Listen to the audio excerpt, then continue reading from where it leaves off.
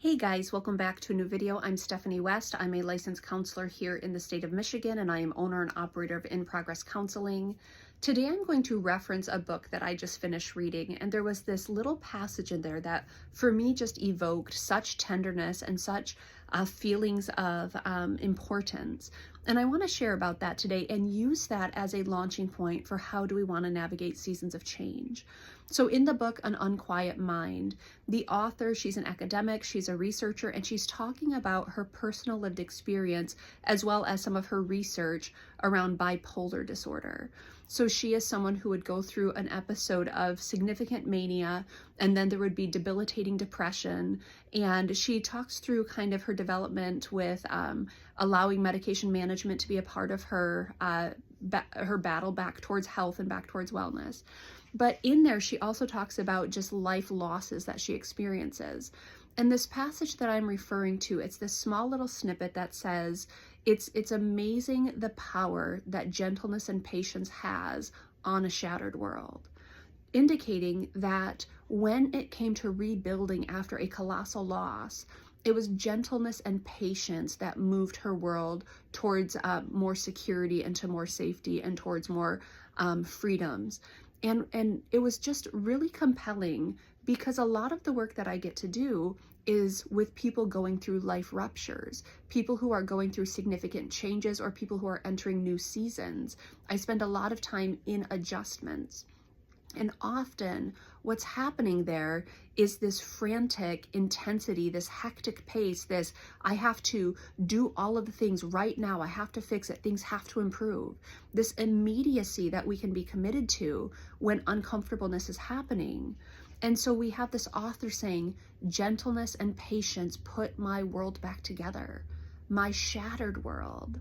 And that is such a postural difference than a lot of our Western ways of do the things right now, immediately, and with, quick solutions. It's like, if I'm going to rebuild a life, if I'm going to rebuild after a significant loss, or I'm going to rebuild after a significant relocation or a dismantling or a disruption, what if gentleness and patience is a pivotal part of that process? When we think of harshness and urgency, a lot of people will turn that on themselves. And it would be, I'm going to first person it here, it would be like, Steph, the reason that things aren't better is because you're slow, you're incompetent, you're the moron, you're not capable, you didn't see this coming, how could you, how dare you? And that urgency, because it takes on a direction, a lot of times it's an internal direction. So things are hard because I'm the problem. And it can't be just things are hard because life is hard. Things are hard because there's a change going on. Maybe gentleness and patience is a paramount piece of putting our lives together, or post-rupture, putting our lives back together. I really appreciated the tenderness with which she talked to herself and about herself after she had to rebuild life after a significant loss. And that idea of gentleness and patience being the balm for her, being the catalyst for new opportunities, being the catalyst for change. Perhaps that's far more nurturing to us than to do things quickly, expediently, getting through a shift as fast as possible. And one of the analogies, I use it differently clinically often, but one of the analogies that can be really powerful from an imagery standpoint is that idea of a speedboat versus an ocean liner. And when you think of something as big as an ocean liner trying to make a significant change, they're only doing it one direction at a time. And it's over time changing course in significant ways. But if a ocean liner tried to do a quick pivot or a quick turn, there's too much cargo, there's too much mass, there's too much going on there. It would damage the vessel. And sometimes we treat our lives like they're speedboats. Get to it, get through it quickly, change course quickly, correct, do the things better. And I suspect our lives are more like ocean liners that need some redirection, some gentle correction, some movements that are going to reorient us, but not in ways that are going to harm